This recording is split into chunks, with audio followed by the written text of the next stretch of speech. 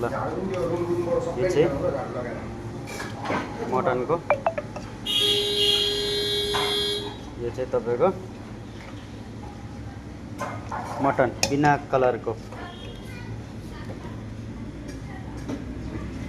यो कलर यसमा हाल्दैन हामीले।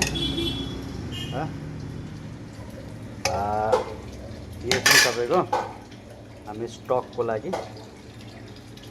यसरी बोइल गरेर मटनको पिसलाई पकाएर अलग गर्नुपर्छ यसरी हो।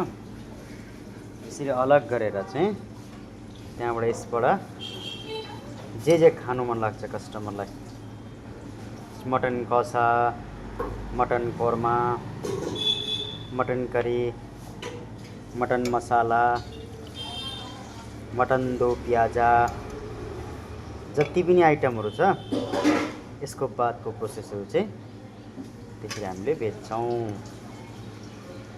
ल हेर्नुहोस् मटन एकदम मटन फ्रेस फ्रेस।